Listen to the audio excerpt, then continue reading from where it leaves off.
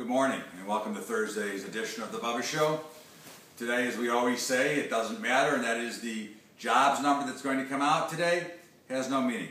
It will do nothing to the market. It'll only do what the commentators tell you it's supposed to do.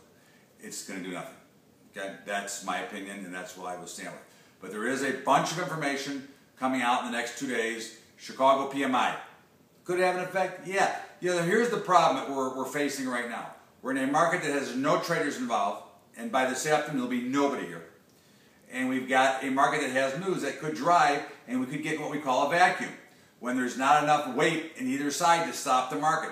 I predict that that doesn't happen, that we'll just trade normally, and it's just going to be quiet, and maybe you get some quick 20-point burst in the Dow, or quick 2-3 point move in the S&P, but nothing to worry about. You've got Michigan sentiment coming out, another confidence number. Right now, is it going to affect? I mean, you have to assume that people are confident.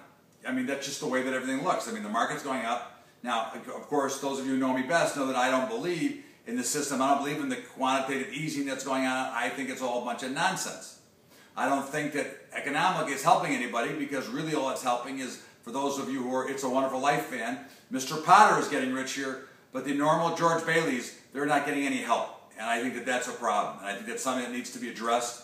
I think it needs to be addressed even in the election that's coming up, because we are being force-fed these easing programs where they're keeping interest rates low, but the average guy cannot borrow money. And that's an issue, and that's a problem. But by this afternoon, it should be a ghost town. There should be nothing going on. I suggest you turn those machines off and enjoy the rest of the weekend. If you want to watch and learn. Don't try to force a trade here. Watch and learn.